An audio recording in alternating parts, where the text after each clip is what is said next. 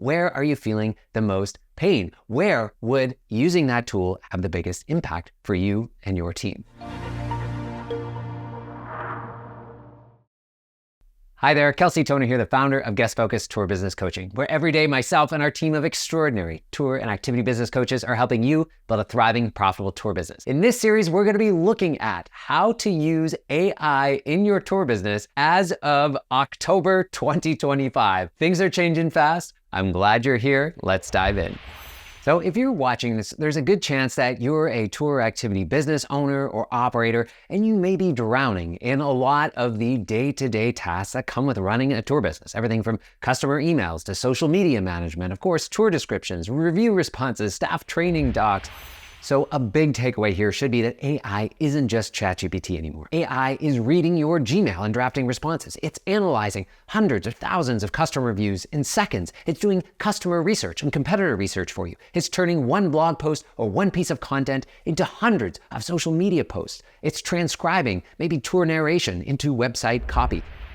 And we're going to go through many of the really impressive changes, updates, and progress that have been made. But it's important to keep in mind that this is more of a toolbox instead of a single tool. As you'll see, there's lots of different use cases and different tools for different jobs. But big picture, we want you to think of AI as a personal assistant, as an operations expert, potentially as a business coach or a marketing expertise. Basically, a whole team of people that have specialized skills and are now more powerful than ever. So the question is not, hey, should I be using to AI, but which part of the business to start on first? And a great way to think about that is, where are you feeling the most pain? Where would using that tool have the biggest impact for you and your team?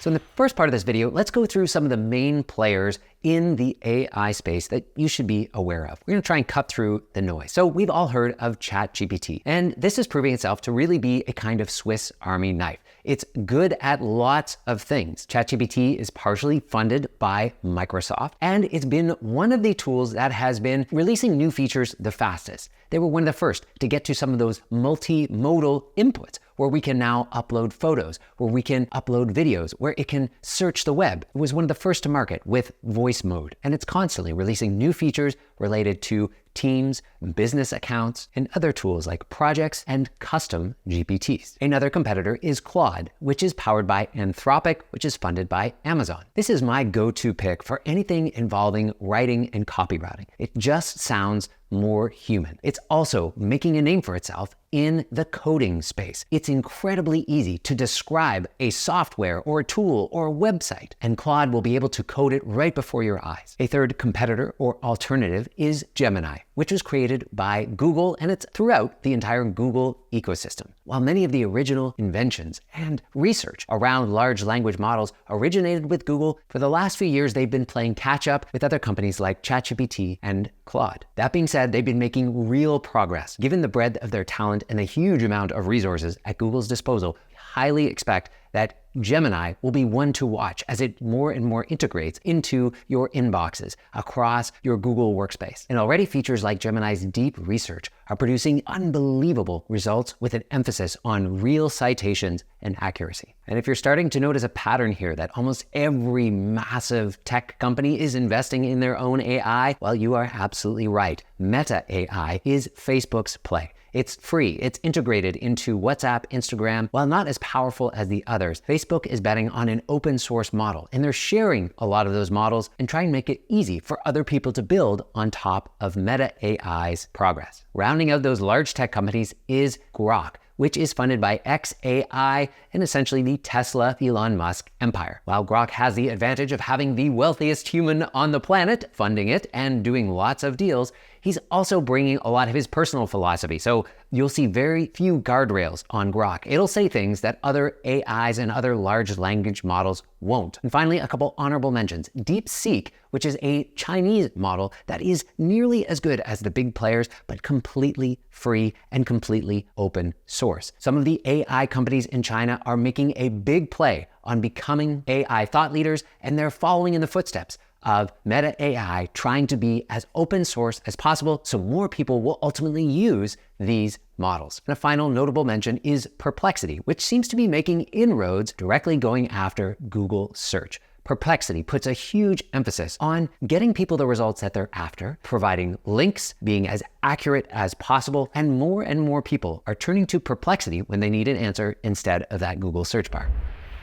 But what you may have noticed is that there is a bewildering array of other AI tools. It seems like every day there's some brand new AI tool that's coming out. And some of these are small and very focused. Others are more established and have been in the game for a while. Companies like Jasper or Copy.ai or WriteSonic. These are all examples of tools that are built on top of these foundational models. Essentially, there's a whole product ecosystem that are leveraging the API connections into models like ChatGPT, Claude, and Gemini to ultimately produce results. So whether or not you subscribe or leverage those tools is ultimately going to be up to you. But just know that a lot of the capability and capacity is actually built into the original model. It might provide a shinier interface, it might reduce a lot of complexity, and it might help you get to a better result faster. If that's the case, then all the power to you. But be mindful that you may not have to pay for a subscription to that new tool because these foundational models are ultimately what's powering that result. Okay, let's quickly run through some of these new features and new ways of interacting and leveraging these large language models. And if you're not playing around with these yet, we'll give you a couple examples to get you started.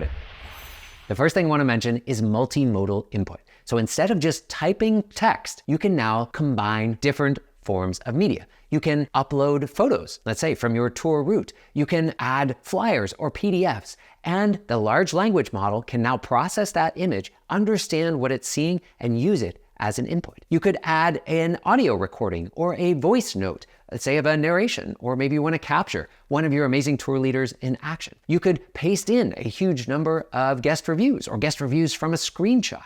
And AI can now process everything together and not just give you an output in the form of text, but an output in now a wide range of different forms, whether that is in a graphical form, whether that's in an image, in a CSV file, or even coding up a web page that someone like Claude can host for you in seconds. So an example use case might be, why not upload 50 tour photos plus your route map? And you could ask AI to create location-specific social posts for each stop. You could pull in details from the image and ask it to pull interesting facts or historical footnotes for those social posts. Something that would have been a massive undertaking in the past can now come down to 20 minutes. Another powerful way to use AI is voice mode. And I gotta say that ChatGPT's voice mode is really blowing away the others as of this moment in time. This is a great tool for having a dialogue with an AI that not only can you interrupt, but you can correct and give any kind of expertise. So if you have a commute or you want to get out from behind your desk and just workshop something, have a thought partner, have somebody tear into your ideas or help you make an important decision, just keep in mind that you can now use your voice without looking at a screen to have this really impressive dialogue. Same sort of thing with dictation, where you can capture. I remember being in a meeting and somebody just had the record going and then they were able to upload the meeting notes right from the dictation and away they went.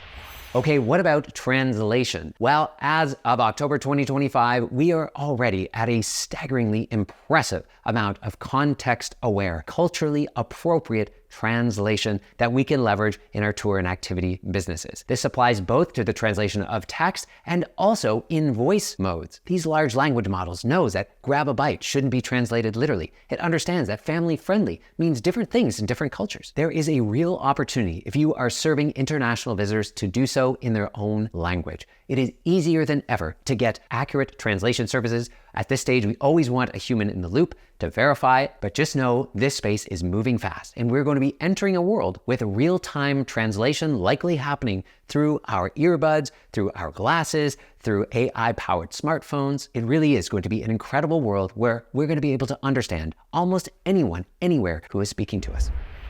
What about image generation and image manipulation? Well, if you've been paying attention, this is a space that has moved incredibly quickly. Now we are having essentially a tough time determining what is real life and what is AI generated. So what this means for your tour and activity business, well, there's a number of applications beyond what many of us are nervous about doing, which is rushing in to create all kinds of essentially fake AI generated imagery of people having a great time on tour. Pretty soon, you're going to be able to do that, but we have to build and win that customer's trust. So in the near term, and as we are occasionally still navigating this uncanny valley where it's kind of clear that this is an AI image, it doesn't mean you can't be taking advantage of AI image generation and manipulation for all kinds of other things.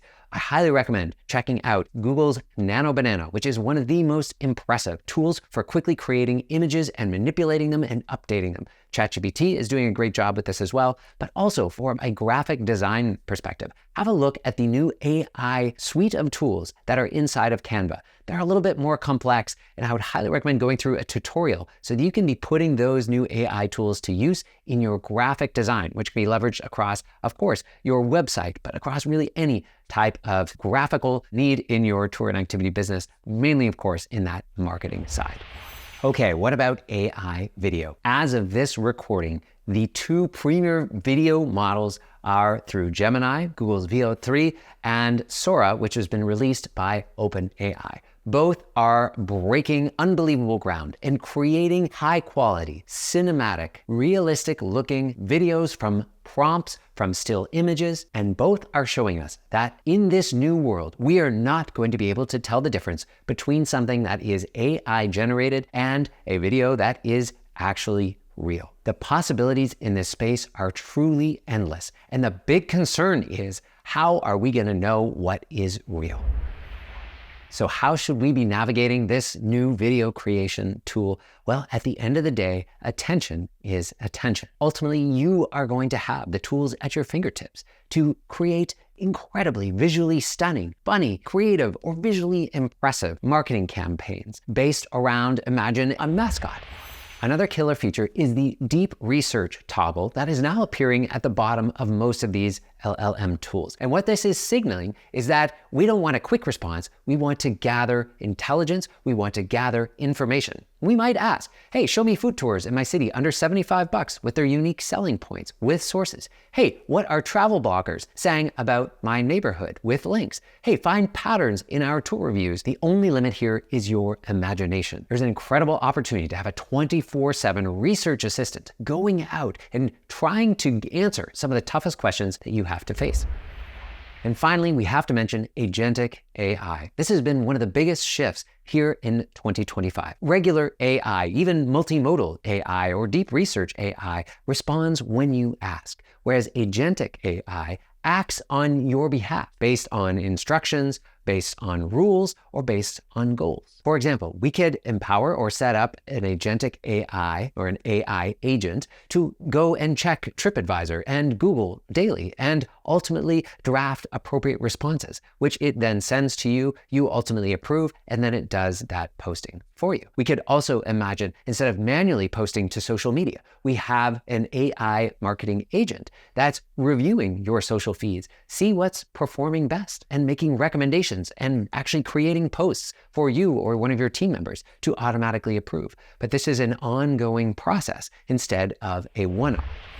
The tools that are being built right now allow AI to actually control browsers and applications. This is giving it this ability to go and use a computer or navigate the internet like a human would, which gives this incredible ability to do a diverse range of tasks. There have been significant advancements in project and memory, where that AI agent or AI tool can remember that business context across conversations. It can build its own library across experience and improve over time. We can set AI agents to run specific prompts at specific times, and most importantly, we're opening it up to integration with a lot of the tools that you're using every day in your tour business, whether that is using Zapier to allow something like a ChatGPT agent to ultimately go in and pull data from your CRM or from your booking software, or to post onto your social platforms. It really is an incredible time to not only be a human being on the planet right now, but especially as an entrepreneur, as these AI agents and incredibly intelligent, powerful, and capable assistants or experts or operations managers or marketing experts are going to be able to be at your disposal. Now, the great thing about a lot of these different features is that they work with each other. This is something that is truly intelligent about AI, is this ability to mix and match these different tools. Now, many of the tools and ways of interacting with those tools are hidden behind paywalls. The great news is that it has been incredibly democratized. For as little as $20 a month, you're able to unlock some of the most powerful features that some of the largest companies on the planet are building. So that's why we recommend you get started and start playing around with these things. You don't have to do it all at once. Of course, it feels overwhelming. As we continue this series on AI, we're going to look at some of the foundational things, the first steps that so many business owners overlook when they start using AI. If you're interested, of course, get yourself subscribed. If you found this video useful, it would mean the world to me if you shared it with a friend or colleague. But most of all, we'll see you in the next video where we go through some of those most important first steps when using AI.